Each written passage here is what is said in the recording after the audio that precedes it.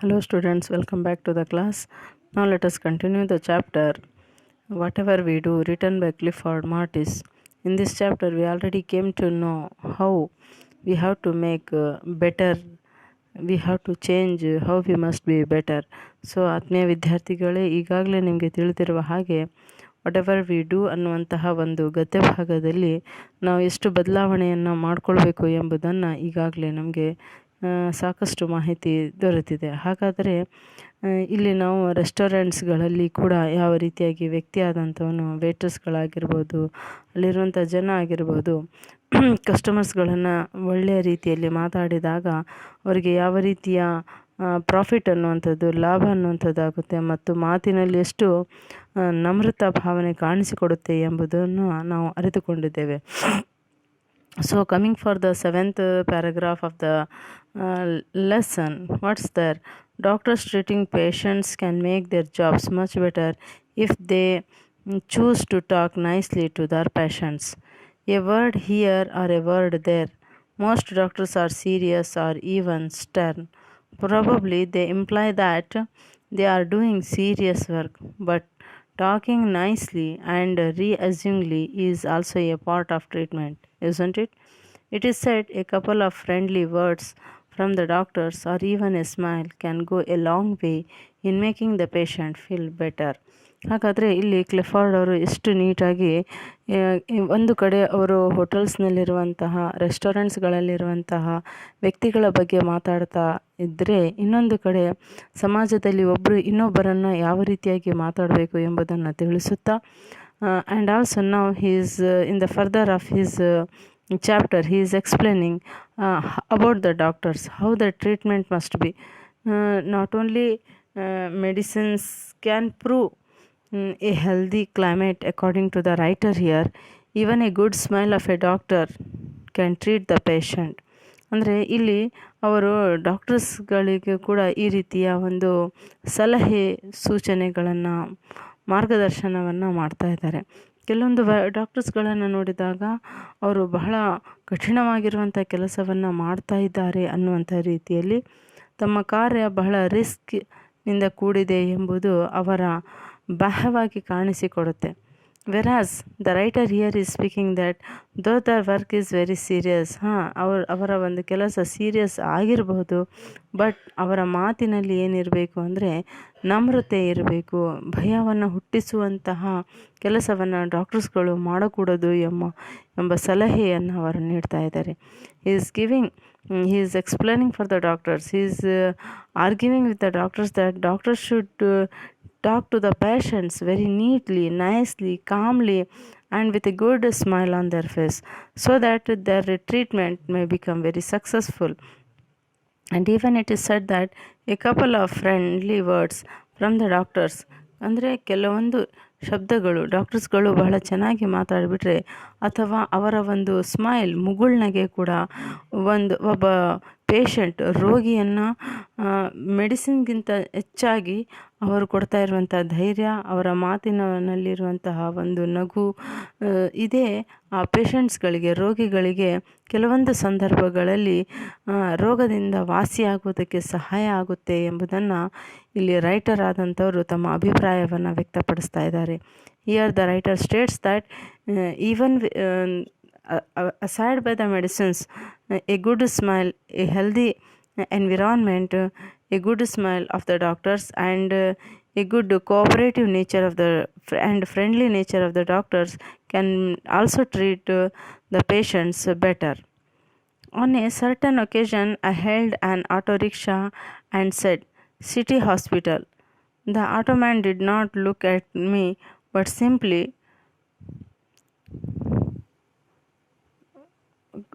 simply downed the meter. Well, it was a clear indication that he was willing to take me to my destination, but would not have been much better if he had said, "Yes, sir, please get in," or simply said, "Come." The least he could have done was to make a gesture with his face or hand. I did mention the point to him, and to my good luck, he agreed with me. On another occasion, I called an auto and said, "Central Market."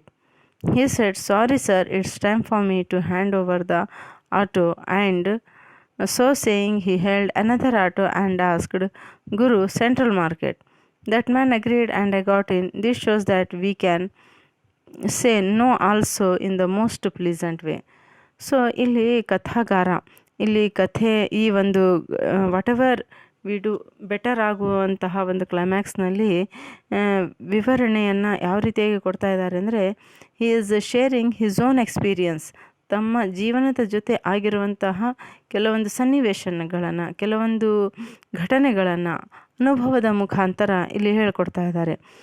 ಒಂದು ಸಲ ಏನಾಯಿತು, ಇಲ್ಲಿ writer ಹೇಳ್ತಾ ಇದ್ದಾರೆ, ಲೇಖಕ ಆದಂಥವನು ಹೇಳ್ತಾ ಇದ್ದಾನೆ, I hailed on auto rickshaw and set. ಒಂದು ಆಟೋ ರಿಕ್ಷಾನನ್ನು ಕರೀತಾ ಇದ್ದಾರೆ, ಕರೆದು ಕೂಗಿ ಹೇಳ್ತಾ ಇದ್ದಾರೆ, ಸಿಟಿ ಹಾಸ್ಪಿಟಲ್. ಇಷ್ಟೇ ಹೇಳ್ತಾರೆ ಅವರು, ಹೆಚ್ಚು ಮತ್ತು ಇದಕ್ಕೆ ಬೇರೆ ವರ್ಡ್ಸ್ಗಳನ್ನು ಆ್ಯಡ್ ಮಾಡಲ್ಲ. When he said city hospital, the auto man did not look at me. ಅವನು ಆಟೋವನ್ನು ತಂದಿರುವಂತಹ ಆಟೋ ಚಾಲಕ ಇವನು ಸುಮ್ಮನೆ ಬರ್ತಾನೆ, ಬಂದು ಏನು ಮಾಡ್ತಾ ಇದ್ದಾನೆ ಅಂದರೆ, ಸಿಂಪ್ಲಿ ಡೌನ್ ದ ಮೀಟರ್, ಬಂದು ಅವನ ಪಕ್ಕದಲ್ಲಿ ನಿಂತ್ಕೊಂಡು ಮೀಟ್ರನ್ನು ಡೌನ್ ಮಾಡಿ ಹೊರಟು ಬಿಡ್ತಾನೆ. ಇದರಿಂದ ಏನು ಗೊತ್ತಾಯಿತು? Well, it was a clear indication that he was willing to take me to my destination. ಅವನು ಕೊಟ್ಟಿರೋಂತಹ, ಇವನು ಕೇಳಿರೋಂಥ ಪ್ರಶ್ನೆಗೆ ಅವನು ಉತ್ತರವನ್ನು ಕೊಡ್ತಾ ಇದ್ದಾನೆ. No doubt is taking to his destination ಅಂದರೆ ಆ ಸಿಟಿ ಹಾಸ್ಪಿಟಲ್ ಅಂತ ಹೇಳಿದಾಗ ಅವನು ಅಲ್ಲಿಗೆ ಕರ್ಕೊಂಡು ಹೋಗ್ತಾ ಇದ್ದಾನೆ. But would not have been much better if he had shed. ಅವಾಗೆ ಈ ಲೇಖಕನಿಗೆ ಆಶ್ಚರ್ಯ ಆಗುತ್ತೆ, ಏನಪ್ಪ ಇವನು ಒಂದು ಸ್ವಲ್ಪ ಚೆನ್ನಾಗಿ ಮಾತಾಡಿಲ್ಲಲ್ಲ, ಹೌದಾ, ಎಲ್ಲಿಗೆ ಹೋಗಬೇಕು, ಯಾವ ಮುಖ, ಏನೋ ಒಂದು ಮಾತಾಡಿದರೆ ಅವನಿಗೆ ಒಂದು ತರಹದ ನೆಮ್ಮದಿ ಆದರೂ ಸಿಗ್ತಾಯಿತ್ತು. ಈ ರೈಟರ್ಗೆ ಗೊತ್ತಾಗ್ತಾ ಇದೆ, the writer is going to understand that the auto man is going to take him to his destination.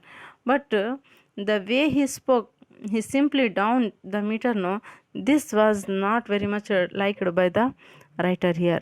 Yes sir, if he had said, ಅವಾಗ ಲೇಖಕ ತನ್ನಷ್ಟಕ್ಕೆ ತಾನೇ ಯೋಚನೆಯನ್ನು ಮಾಡ್ಕೊಳ್ತಾ ಇದ್ದಾನೆ, ಬೈ ಚಾನ್ಸ್ ಆ ಆಟೋ ಚಲಾಯಿಸ್ತಾ ಇರುವಂಥ ವ್ಯಕ್ತಿ ಒಂದು ವೇಳೆ yes sir please get in, ಆಯಿತು ಬನ್ನಿ ಒಳಗಡೆ ಕುತ್ಕೊಳ್ಳಿ, ಈ ರೀತಿಯ ಮಾತುಗಳನ್ನು ಹೇಳಿದರೆ, ಆರ್ ಸಿಂಪ್ಲಿ ಸೆಟ್,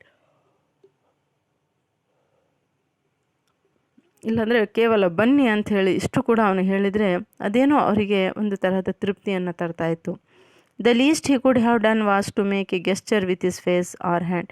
ಅಷ್ಟಕ್ಕೂ ಇಲ್ಲ ಅಂದರೆ ಕನಿಷ್ಠ ಪಕ್ಷ he could have given a good smile on his face. ಅದನ್ನು ಕೂಡ ಆ ಆಟೋ ಚಾಲಕ ಮಾಡಲ್ಲ. I did mention the point to him and to my good luck he agreed with me. ಆಮೇಲೆ ಇವನೇನು ಮಾಡ್ತಾನೆ, ಅವನಿಗೆ ಎಲ್ಲಿದೆ ಎಂಬುದನ್ನು ಬೆರಳಿನ ಮುಖಾಂತರ ತೋರಿಸಿಕೊಟ್ಟಾಗ ಅವನ ಒಂದು ಆಶ್ರಯ ತಾಣ, ದಟ್ ಈಸ್ ಇಲ್ಲಿ ಅವನಿಗೆ ಹೋಗಬೇಕಾಗಿರುವಂಥದ್ದು ಸಿಟಿ ಹಾಸ್ಪಿಟಲ್, ಅಲ್ಲಿಗೆ ಅವನನ್ನು ಕರ್ಕೊಂಡು ಹೋಗ್ತಾನೆ.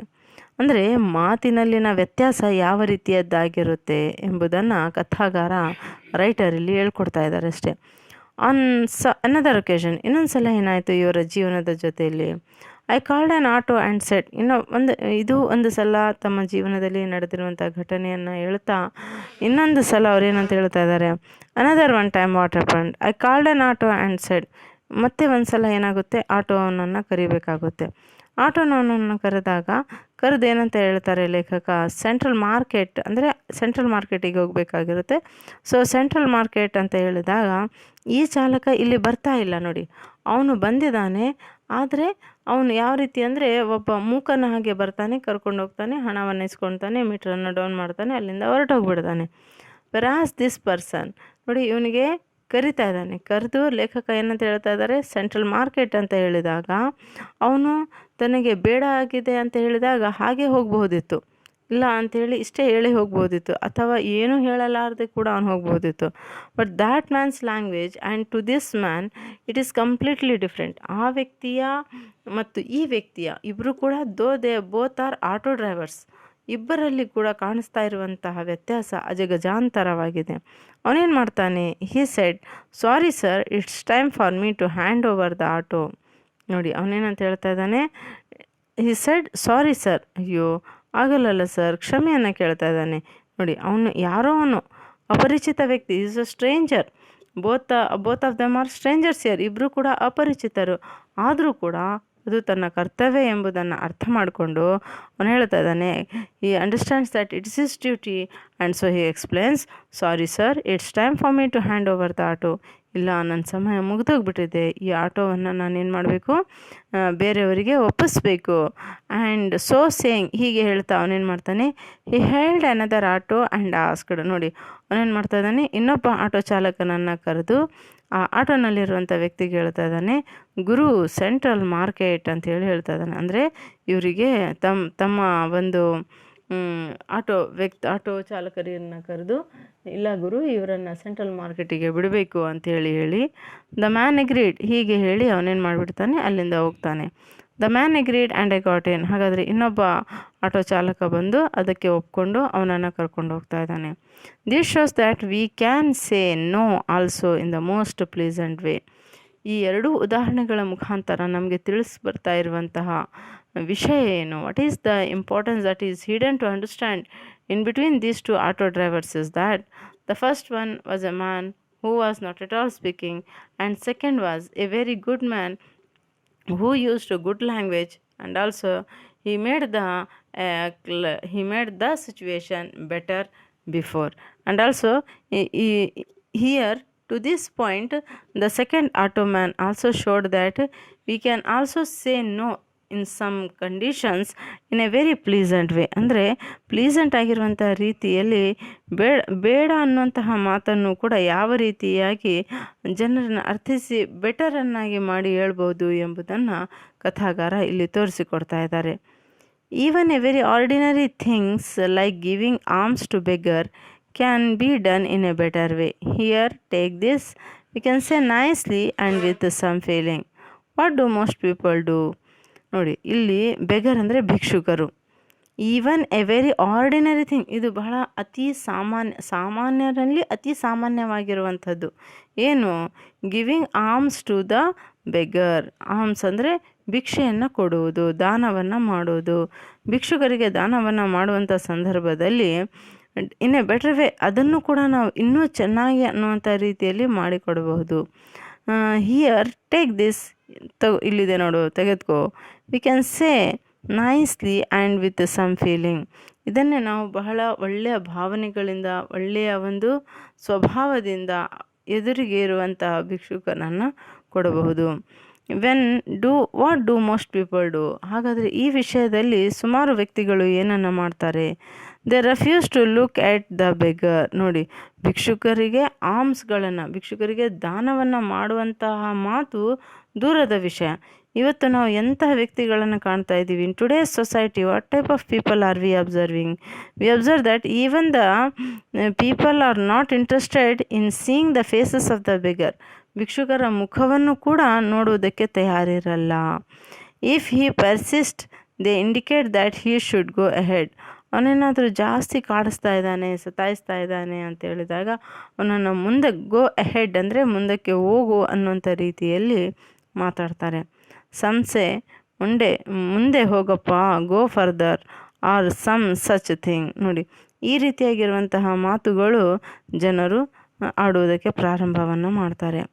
Some don't say anything but try to shun the beggar by their body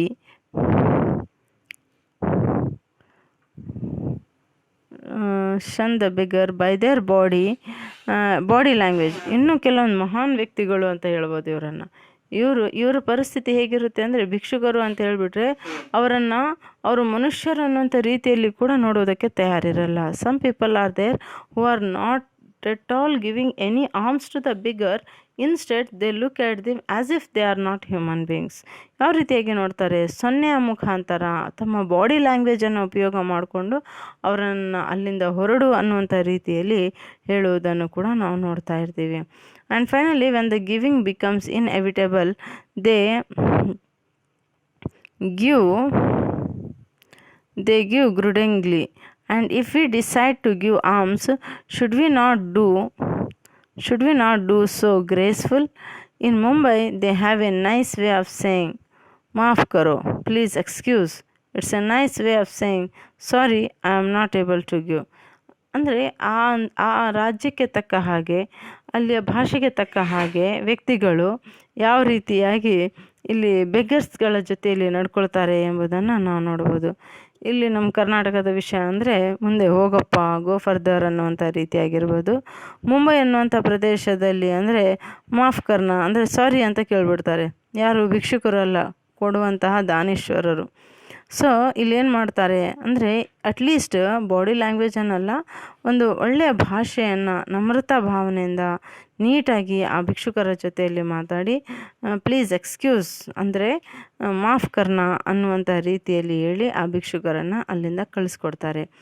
it's a nice way of saying, ಇದು ಬಹಳ ಒಳ್ಳೆಯ ಒಂದು ಸ್ವಭಾವ ಎಂಬುದನ್ನು ರೈಟರ್ ಇಲ್ಲಿ ಹೇಳ್ಕೊಡ್ತಾ ಇದ್ದಾರೆ.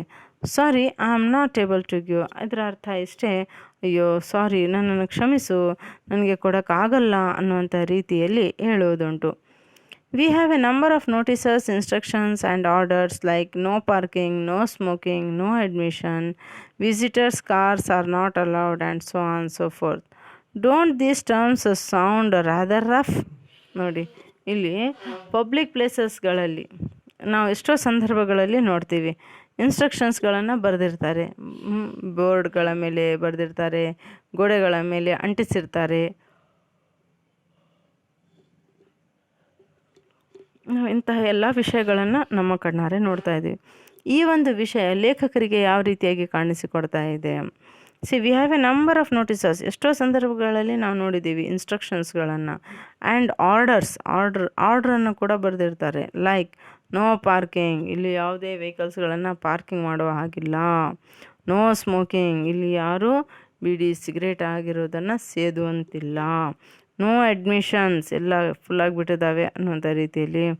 Visitors cars R not allowed and so on and so fourth, ಈ ರೀತಿಯಾಗಿ ಮುಂತಾದ ವಿಷಯಗಳನ್ನು ಅಲ್ಲಿ ಬರೆದು ಹಾಕಿರ್ತಾರೆ. ಹಾಗಾದರೆ ಇಲ್ಲಿ ಲೇಖಕರು ಒಂದು ಮಾತನ್ನು ಕೇಳ್ತಾ ಇದ್ದಾರೆ, don't these terms sound rather rough, ಇವು ಭಾಳ ರಫ್ ಆಗಿರುವಂತಹ ಭಾಷೆ ಅಲ್ವಾ, ಇದರಲ್ಲಿ ಮೃದುತ್ವ ಇದೆನಾ, ಎಷ್ಟು ಕಠೋರಮಯವಾಗಿ ಅಲ್ಲಿ ಆ ಬೋರ್ಡ್ಸ್ಗಳನ್ನು ಹ್ಯಾಂಗ್ ಮಾಡಿರ್ತಾರಲ್ಲ. True, people are trying to be brief because briefly is a genuine need in public sectors, but we have seen that at least in case of smoking, people have made some innovation. Nowadays they write thank you for not smoking. So ಈ ರೀತಿಯಾಗಿರುವಂತಹ ವಾತಾವರಣಗಳನ್ನು ನೋಡಿದಾಗ ಇದರಿಂದ ಜನರಿಗೆ ಎಷ್ಟು ನೋವಾಗಬಹುದು ಅನ್ನುವಂತಹ ವಿಷಯ. ಒಂದು ಕಾಲದಲ್ಲಿ no smoking ಅಂತ ಹೇಳಿ ಬರೆಯಲಾಗಿರುವಂಥ ಜಾಗದಲ್ಲಿ ಇವತ್ತಿಷ್ಟು ನೀಟಾಗಿ ಅಂದರೆ ಅದರಲ್ಲಿಯೇ ಬೆಟರ್ ಅನ್ನುವಂಥದ್ದನ್ನು ಮಾಡಿಕೊಂಡು ಸುಧಾರಣೆಯನ್ನು ಮಾಡಿಕೊಂಡು ಯಾವ ರೀತಿಯಾಗಿ ಬರಿತಾ ಇದ್ದಾರೆ ಅಂದರೆ ಅಲ್ಲಿ thank you for not smoking, ಎಷ್ಟು ಅಂದರೆ ಆ ವ್ಯಕ್ತಿಗೆ ಎಷ್ಟು ಥ್ಯಾಂಕ್ಸನ್ನು ಹೇಳುವಂಥ ರೀತಿಯಲ್ಲಿ, ಅಂದರೆ ಭಾಷೆಯಲ್ಲಿನ ಬದಲಾವಣೆ ಆ ಭಾಷೆಗೆ ಎಷ್ಟು ನೀಟಾಗಿರುವಂತಹ ಒಂದು ಬೌಂಡ್ರೀಸ್ಗಳನ್ನು ಕೊಡುತ್ತೆ ಎಂಬುದನ್ನು ನಾವು ಇಲ್ಲಿ ಅರ್ಥ ಮಾಡ್ಕೊಳ್ಬಹುದು. Can't we try to use better terms in other cases also? I am not suggesting that in every case we should say thank you for. We can think of innovative methods to make our orders, instructions and notices sound more polite, more polished. In South India, some restaurants are famous for the tasty fare they offer. Naturally, therefore, they have big rush and it is a problem for the management. In one such restaurant, I saw a board, don't sit here for a long time. How odd. Can they not say the same thing in better words? Luckily, I saw in another place a board, please make room for waiting customers. In yet another place, I saw a notice which read, kindly make room for waiting friends. ಅಂದರೆ ಯಾವ ರೀತಿಯ ಬದಲಾವಣೆಗಳು, ಭಾಷೆಯಲ್ಲಿ ಯಾವ ರೀತಿಯ ಬದಲಾವಣೆಗಳು ನಮಗೆ ನಮ್ಮಲ್ಲಿ ಸ್ಪಿರಿಟನ್ನು ತಂದು ಕೊಡುತ್ತೆ ಎಂಬುದನ್ನು ರೈಟರ್ ಆದಂಥವರು ತಮಗೆ ಆಗಿರುವಂತಹ ಎಕ್ಸ್ಪೀರಿಯನ್ಸಿನ ಮುಖಾಂತರ ಇಲ್ಲಿ ಹೇಳ್ಕೊಡ್ತಾ ಇದ್ದಾರೆ.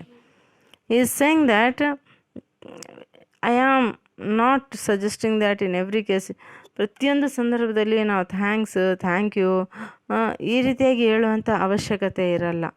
ಕೆಲವೊಂದು ಸಂದರ್ಭಗಳು ಯಾವ ರೀತಿಯಾಗಿರ್ತವೆ ಅಂದರೆ, ಕೆಲವೊಂದು ಇನ್ಸ್ಟ್ರಕ್ಷನ್ಸ್ಗಳನ್ನು, ನೋಟಿಸಸ್ಗಳನ್ನು ನೋಡಿದಾಗ ಬಹಳ ಪೊಲೈಟಾಗಿ ಏನಪ್ಪ ಎಂಥ ಭಾಷೆನ ಯೂಸ್ ಮಾಡಿದ್ದಾರೆ, ಮನಸ್ಸನ್ನು ಮುಟ್ಟುತ್ತಾ ಇದೆ ನೋಡು ಈ ಭಾಷೆ ಅನ್ನುವಂಥ ರೀತಿಯಲ್ಲಿ ಕಾಣಿಸ್ಕೊಡ್ತಾ ಇದ್ದರೆ, ಇನ್ನೂ ಕೆಲವೊಂದು ಸಂದರ್ಭದಲ್ಲಿ ಪಾಲಿಶ್ ಹೊಡಿತಾ ಇದ್ದಾರೆ ಇವರು ಅನ್ನುವಂಥ ರೀತಿಯಲ್ಲಿ ಕೂಡ ಕಾಣಿಸಿಕೊಡ್ತಾ ಇರುತ್ತೆ. ಎಸ್ಪೆಷಲಿ ಇವರು ಇಲ್ಲಿ ಸೌತ್ ಇಂಡಿಯಾದ ಬಗ್ಗೆ ಮಾತಾಡ್ತಾ ಇದ್ದಾರೆ.